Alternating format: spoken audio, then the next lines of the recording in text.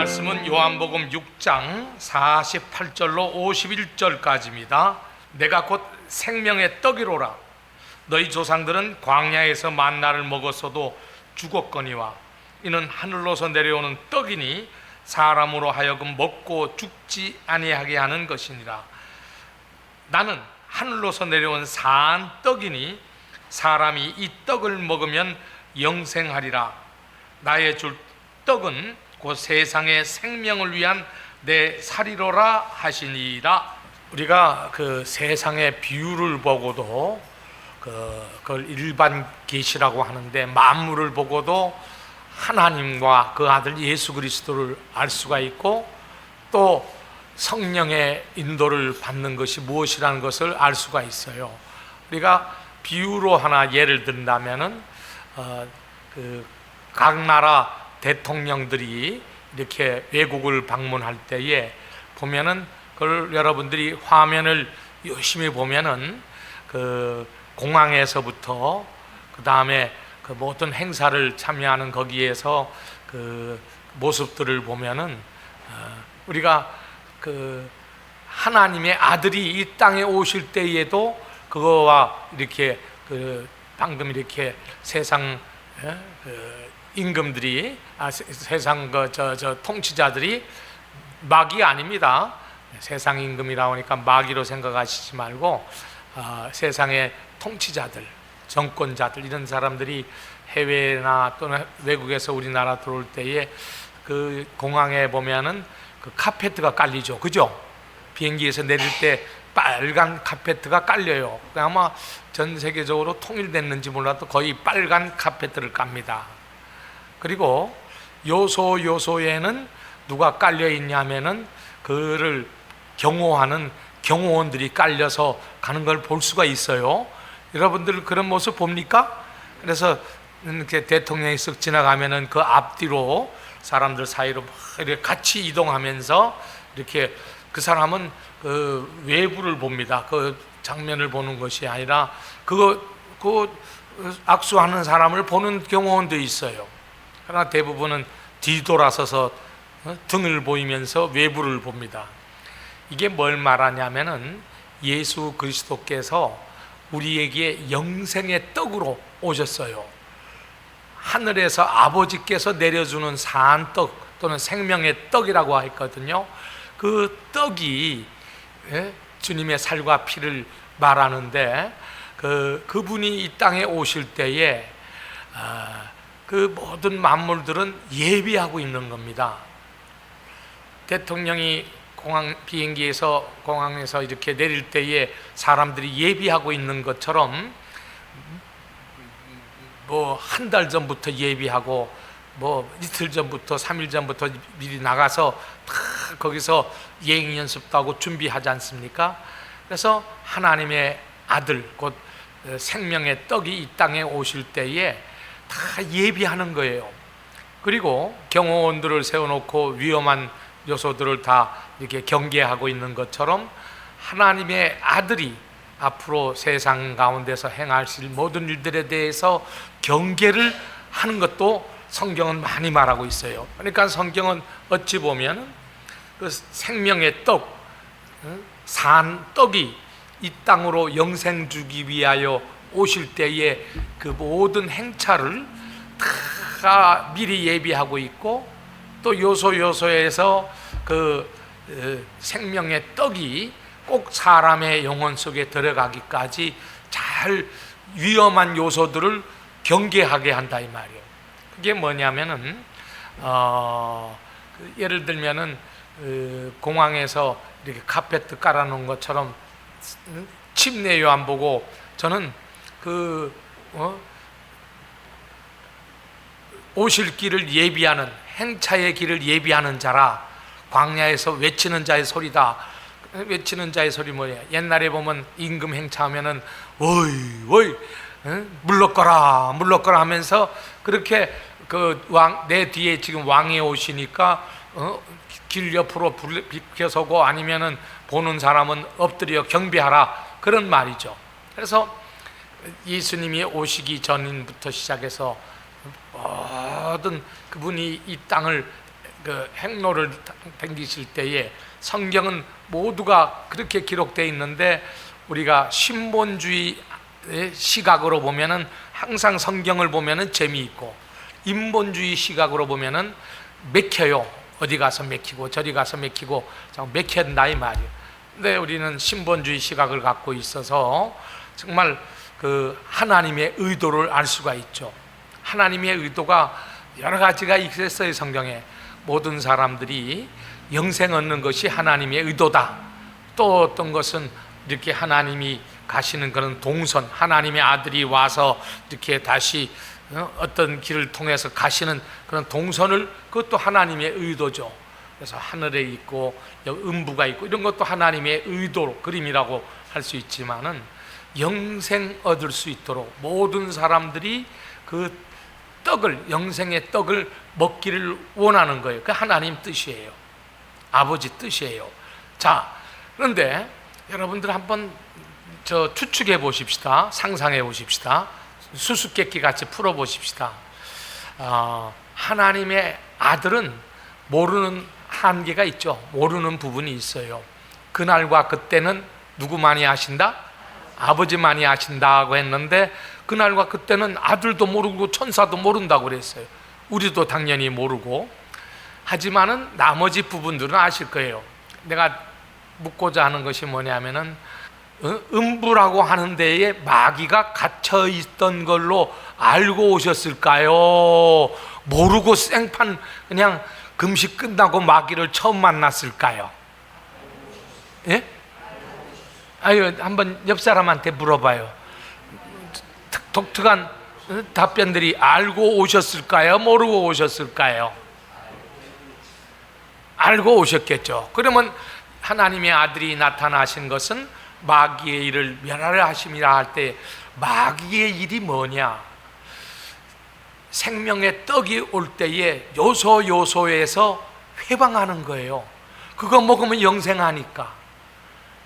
그거 먹으면 영생하니까 여기저기서 회방하는 거예요. 그래서 지난번에 우리 교권 교리 신학의 폐해에 대해서 1번으로 말씀드렸는데 오늘은 그 두 번째 시간인데, 그 마귀의 일이라고 하는 거는 사람들 영생 못 얻게 하는 것이 마귀의 아마 그 랭킹, 자기의 우선순위에서 보면 몇 번 내려다 놔야 될까요? 예? 여러분들 생각해서 한번 그 신본주의로 생각할 수도 있지만은 인본주의에 잠깐 생각해서 그 마귀 입장에서 정말 나 그냥 이왕이면 마귀의 일을 한다면은 어떻게 하는 것이 수지 맞을까? 마귀의 입장에서 영생이 오시는데 영생 못 얻게 하는 거예요. 그렇죠? 그게 제일 1번 아닐까? 예. 그러면은 영생에게도 회방이 되고 영생 얻고자 하는 자에게도 회방이 된다 이 말이에요. 그래서 그 수단이 뭐냐? 이미 불신자들은 이미 심령이 그 영생 얻기를 원치 않았기 때문에 이미 그들은 죄인이 됐어요. 그러나 영생 얻으려고 성경에도 보면은 뭐라고 돼 있냐면은 너희가 영생을 얻으려고 성경을 상고하거니와 이 성경은 곧 나의 곧 생명의 떡에 대한 책이다. 그러나 너희가 영생을 얻기 위하여 내게 오지 않는다. 이게 여러 가지 요소가 있어요. 자기 마음속에서 나는 것도 있지만은 하나는 뭐냐면은 영생 못 얻게 하기 위한 마귀의 괴계일 수도 있다는 것을 알아야 돼요. 왜? 우리는 하나님의 아들처럼 마귀의 일을 멸하는 일에 정말 앞장선 사람들이거든요. 그래서 그것을 여러분들이 몰라서는 안 돼요. 예전에 이런 얘기를 들었어요. 도둑놈을 잘 잡으려면은 도둑놈의 입장에서 생각하라. 그게 그렇더라고요. 도둑놈의 입장에서 생각하면 도둑놈 잘 잡겠어요. 그래서 군인들도 그 포탄 떨어지지 말라고 진지공사를 해요. 진지공사 암만 해놓고 해도 안 돼요. 마지막 코스가 있어요. 군대에서 쓰는 용어인데 진지공사를 다 해놓고 나서는 꼭 마지막에 적의 입장에서 관찰. 그 말이 맞아요, 안 맞아요? 내가 문단속을 다 했어요. 그런데 도둑놈 입장에서 관찰을 해보면은 그 허점이 있을 수 있다 이 말이에요. 이와 같이 진지공사를 하는 거는 자기가 살려고 하는데 그걸 갖다가 점검하려면은 적들의 입장에서 진지를, 그래서 진지공사 한 다음에는 멀리 나가가지고 적의 입장에서 내가 적을 공격에 들어갈 때 뭐가 취약점이 있는가 이렇게 한다. 그러니까 마귀의 일을 멸하러 오신 예수의 일을 우리가 앞으로도 계속 해나가야 될 텐데, 창세기에 보면 그렇게 하라고 돼 있어요. 이미 창세기에 보면은 뱀은 뒤꿈치를 물고 너는 뱀 머리를 밟을 것이고 이렇게 돼 있다 이 말이에요. 그러니까 창세기 3장부터 아예 우리 인생 숙명이 뱀과의 싸움이고, 그리고 거기에서 포기한 사람들은 내 숙명이다 하고 안 싸우는 거고, 내 팔자다 하고 안 싸우는 거, 그 차이예요. 우리는 그걸 갖다 발박을 해갖고 해결해버리는 사람들 아닙니까? 마귀의 일을 멸하는 사람들 아닙니까? 예수께서 생명의 떡인데 이 땅에 오실 때에 몇 가지 길을 깔아놓으셨어요. 왜냐? 그분은 하늘에서 내려온 산떡이기 때문에 이 떡은 이 세상에 있는 어떤 떡, 너희가 예전에 먹었고 죽었던 떡이 아니라 영생하는 떡이기 때문에 섞이면 안 된다는 거예요. 그래서 출애굽기에 아주 처음부터 나올 때 보면은 너희들은 그 구원받은 다음에 구원이 너희들의 힘으로 된 것이 아니라 그 양의 피를 문설주, 임방, 그러니까 사면을 다 양의 피로 다 바른 집은 죽음의 신이 넘어가지만 그렇지 않은 사람은 반드시 그 죽음의 신이 들어가서 그 집에 다 멸해버리겠다 하는 거 잘 알죠. 그게 유월절이에요. 유월절이라는 얘기는 피 바른 집은 넘어가고 피 안 바른 집은 가서 죽이겠다. 그게 유월절이에요. 그 유월절로부터, 유월절도 사람의 피가 아니라 양의 피, 예수 그리스도의 생명의 떡에 대한 벌써 비유예요. 성경은 그걸 잘 나타내고 있는데, 그 다음에 일주일 동안 뭘 먹으라고 돼 있느냐? 만일 누룩 있는 떡이 먹는 것은 그 이스라엘 가정에서 끊쳐지리라 이렇게 돼 있어요. 절대로 누룩을 집안에서 보이지 말게 하라.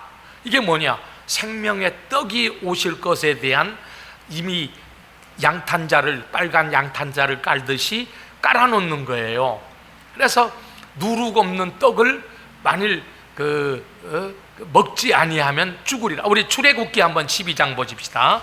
출애굽기 12장, 창세기 출애굽기 12장 12절. 내가 그 밤에 애굽 땅에 두루 다니며 사람과 짐승을 물어나고 애굽 나라 가운데 처음 난 것을 다 치고 애굽의 모든 신에게 벌을 내리리라. 나는 여호와로라.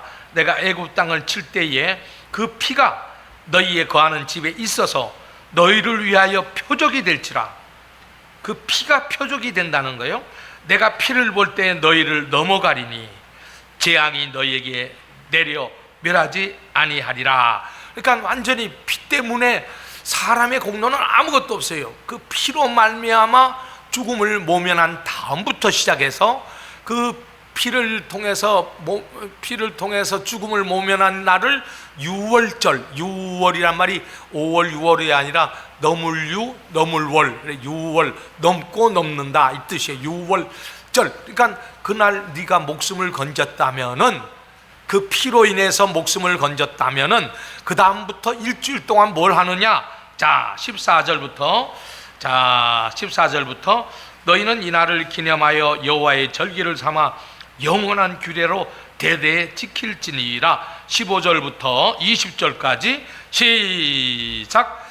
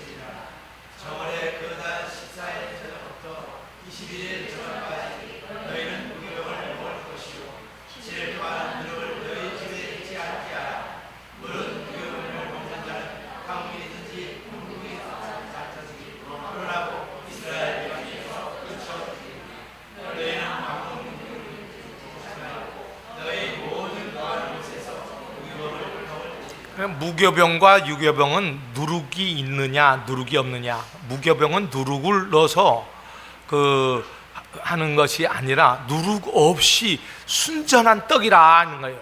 순전한 그야말로 전병이라 이 말이죠. 그것만을 무교병이라고 그래요. 유교병은 누룩을 넣어가지고 나중에 누룩은 교권교리 신학으로 이렇게 발전하게 되는데, 누룩을 넣어서 만일 먹는 자는 그 회중에서 대가 끊어진다 이 뜻이에요. 이것은 뭘 말하냐, 앞으로 오실 예수 그리스도의 빨간 양탄자 깔아놓듯이 그 예수 그리스도가 뭡니까? 말씀이 육신, 로고스가 육체를 입고 오셔서 우리에게 그것을 내 살을 받아 먹어라, 내 피를 받아 마셔라, 그렇게 한 것을 말하는데, 거기에 대한 이미 그 사전의 그 대비책이라 이 말이에요. 거기에 이 잔을 아니면은 영생이 없다. 그러니까 이것이 실제 포도주요, 떡 조각이요가 아니라 주님의 말씀이라 하고 요한복음 6장에 말하고 있다 이 말이에요. 그래서 그것을 우리가 내 영혼에 간직하고 유지해야 되는데, 우리가 먹든지 마시든지도 내 안에 그 주님의 살과 피가 있다, 곧 예수 공로가 있다, 예수의 살과 피가 있다, 예수 공로가 있다, 말을 바꿔 하십시다. 서로 간에 하십시다. 내게 예수의 살과 피가 있다, 내게 예수의 공로가 있다. 마귀의 일은 이걸 철저하게 회방하는 거예요. 왜? 영생 얻지 못하게. 아까 요한복음에도 보면은 나는 하늘로서 내려오는 생명의 떡이다, 산 떡이다, 이것을 먹는 자는 영생하리라 돼 있기 때문에 그거 회방하는 게 마귀의 일이라 이 말이에요. 그래서 어떻게 회방하느냐, 누룩을 넣어서 회방하는 거예요. 누룩이 뭐냐, 여기 고르반이라고 하는 유명한 사건이 있어요. 고르반이라고 하는 것은 많은 사람들이 이걸 제대로 이해하는 사람도 있지만은 우리 교인들은 다 이해하리라고 믿고 다시 한번 우리 한번 또 주의를 환기시키기 위해서 보십시다. 마가복음 7장입니다. 마가복음 7장. 이게 누룩이라고 하는 것이 얼마나 무서운 거냐. 원래 하나님께서 내 부모를 공경하라 하는 목적을 딱 두셨다면은 그걸 사람이 바꿀 수가 없어요. 부모 공경해야 돼요. 무슨 이유를 들어서라도 공경해야 돼요. 그런데 사람의 계명, 곧 사람의 유전 또는 장로들의 유전, 예수 말씀은 장로들의 유전, 사람의 유전 이렇게 말하고 있지만은 이게 바로 누룩이라 이 말이에요. 그게 얼마나 만연해 있는지 몰라요. 우리 현재 기독교회가 이 누룩판댁입니다. 누룩판. 자, 7장 11절에 보면은 너희는 가로되 사람이 아비에게나 어미에게나 말하기를 내가 드려 유익하게 할 것이 고르반 곧 하나님께 드림이 되었다고 하기만 하면 그만이라 하고 여기서 고르반을 설명을 하는데 7장 1절부터 조금 길지만은 23절까지 제가 읽어볼게요. 바리새인들과 또 서기관 중 몇이 일부러 예루살렘에서 오는 겁니다. 예수님 사역하는 그 사역지로 오는 거예요. 바리새인들과 또 서기관 중 몇이 예루살렘에서 와서 예수께 모였다가, 그들은 아예 작당해서 모였어요. 모였다가 그의 제자 중 몇 사람의 부정한 손, 곧 씻지 아니한 손으로 떡 먹은 것을 보았더라. 괄호에 보면은 바리새인들과 모든 유대인들이 뭘 지켜? 이거 잘 들으셔야 돼요. 장로들의 유전을 지켜, 장로들의 유전을 지켜 손을 부지런히 씻지 않으면 먹지 아니하며, 또 시장에서 돌아와서는 물을 뿌리지 않으면 먹지 아니하며, 그 외에도 여러 가지를 지키어 오는 것이 있으니 잔과 주발과 녹그릇을 씻음이라. 이들의 유대인들의 전통은, 유전은 어쨌든 간에 유대인이라고 하는 사람들이 지금까지 참 이렇게 뭐라 그럴까, 그 건강을 유지하는, 우리는 코로나 걸렸을 때나 손을 잘 씻었지 평상시 손을 잘 씻었나요? 그런데 여기는 옛날부터 몇천 년 전부터 아주 오래된 전통이 말이요, 손을 잘 씻었어요. 그 바람에 바이러스들이 많이 없어지겠죠. 자, 보세요. 5절, 이에 바리새인들과 서기관들이 예수께 묻되 어찌하여 당신의 제자들은 장로들의 유전을 준행치 아니하고. 교회 안에서 이런 거 나도 많이 없애려고 하는데 아직까지 조금 있는 것 같아요. 우리 교회도 이걸 자꾸 없애려고 해야 돼요. 그건 성령의 인도를 받아서 알아서 해야지 교회에서 그냥 전통이나 규례로 삼으면 안 되는 거예요. 어찌하여 당신의 제자들은 장로들의 유전을 준행치 아니하고 부정한 손으로 떡을 먹나이까. 이와 유사한 게 교회 안에서 참 많아요. 참 많아요. 예를 들면 뭐 아마 수백 가지 될 거예요. 우리 교회도 수백 가지 돼요. 수백 가지. 내가 이렇게 보면 수백 가지 되는데 그거 나도 하나씩 고쳐나가려고 하는 거 지쳐버렸으니까 여러분들이 성령으로 고치시기를 바랍니다. 그거 못 고쳐요. 우리 교회는 그래도 고쳐서 수백 가지지 다른 데는 수만 가지예요. 갖다 붙이면 돼요. 참 많습니다. 그래서 그 예수 믿는 것을 지겹게 만듭니다. 그게 다 그 유전이고 전례고 그래요. 규례고 그래요. 그렇지 않? 예수 믿는 건 즐거워요. 가라사대 이사야가 너희 외식하는 자에 대하여 잘 예언하였도다. 무서워요. 전통 지키고 있는 걸 쇼한다는 거예요. 외식하는 거라는 거예요. 전통 지키고 있는 거를 잘 예언하였도다. 기록하였으되 이 백성이 입술로는 나를 존경하되 마음은 내게서 멀도다. 사람의 계명으로 교훈을 삼아 가르치니 나를 헛되이 경배하는도다 하였느니라. 아까 보면은 장로들의 유전을 여기서는 또 뭐라고 했어요?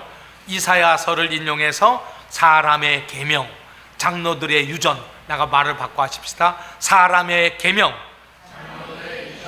또 장로들의 유전. 예, 사람의 계명입니다. 그 다음에 사람의 계명이라고 해놓고 그 다음엔 또 장로들을 사람으로 바꿨어요. 하였느니라. 너희가 하나님의 계명은 버리고 사람의 유전을 지키느니라. 여기는 사람의 유전이에요.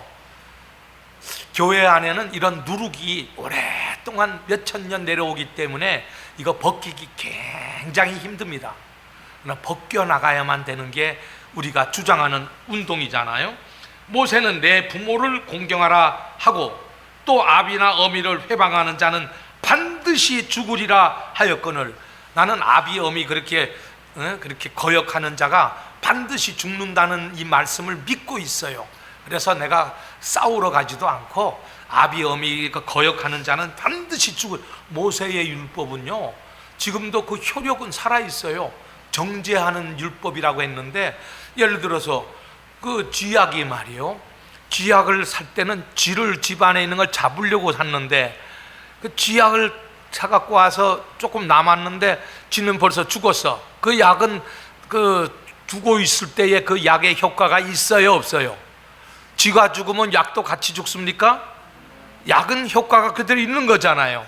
그래서 모세가 말하기를, 율법이 말하기를 네 부모 공경하라 할 때 지금은 율법이 폐했다 해가지고 지금 부모 공경 안 해도 됩니까? 잘 들으세요.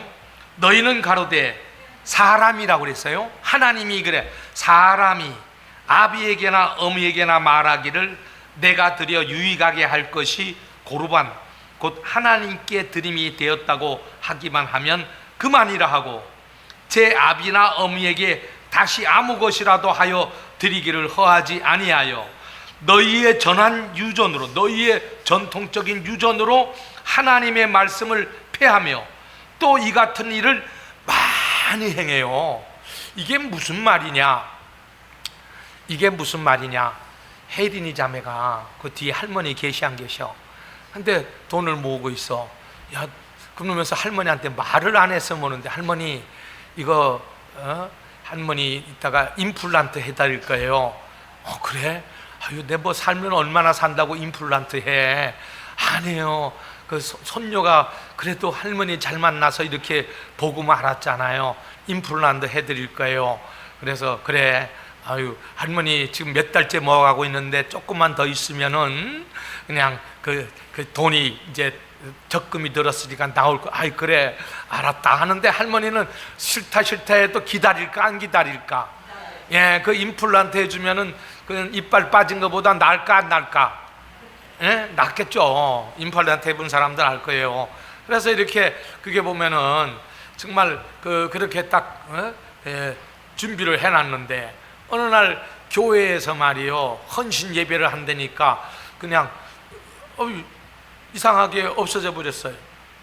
그냥 자기한테 온다는 그 임플란트 돈이 없어져 버렸어. 그래서 궁금하잖아. 얘야, 혜린아, 그 임플란트 해준다는 거 어떻게 해서? 할머니한테 드려서 유익하게 하려고 했던 그 임플란트 대금을 할머니께서 사랑하는 하나님을 향해서 바쳤어요. 할머니 꼼짝 못하지 뭐.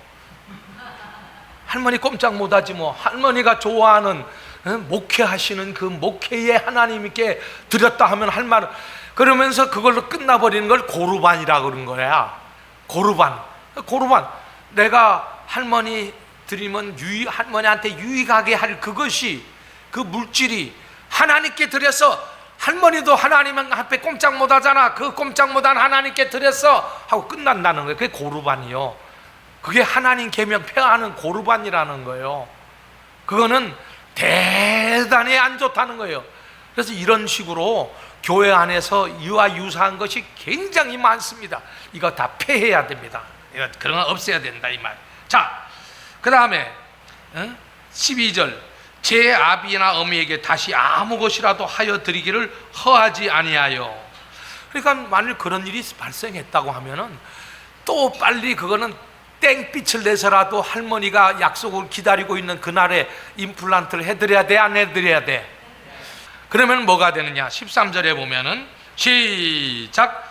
너희의 전한 유전으로 하나님의 말씀을 폐하며 또 이 같은 일을 많이 행한. 이게요, 다반사예요. 내가 그런 얘기 많이 했을 거예요. 이런 얘기. 그래서 우리는 하나님을 제대로 아십시다. 그래서 하나님 뜻대로 사십시다. 신앙생활 참 재밌어요. 즐거워요. 아주 신나요. 결론을 맺는다면은 우리 하나님의 아들, 생명의 떡, 하나님 아버지께서 하늘로 내려온 그 떡, 영생의 떡, 그 떡을 방해하는 회방꾼이 많은데 그것이 성경은 누룩이라고도 하고 장로들의 유전이라 해서 지금 만연해 있어요. 기독교계예요. 만연해 있어요. 곧 교권 교리 신학에서 빠져나오고 다 그것은 마귀에게 자기 영혼을 빼앗기는 거니까 거기서 나와서 성경으로 돌아가자는 운동이 활발해져야지만 이방인의 충만한 수가 찰 거 아니겠어요? 14만 4천 차기 전에 이방인의 충만한 수가 차야 되지 않겠어요? 그래서 우리가 이 시간에 정말 왜 우리의 존재가 필요하냐, 막 여러분들이 유튜브로도 방영하고 해서 성경을 가르쳐줘야 될 책임이 있어요. 의무가 있어요. 이 시간에 우리 예수 삼창하고서 통성으로 기도할 때에 우리는 순전한 생명의 떡, 사한 떡, 하늘로서 온 영상하는 그 떡으로 내 영혼이 충만하게 하옵소서. 이렇게 기도하십시다.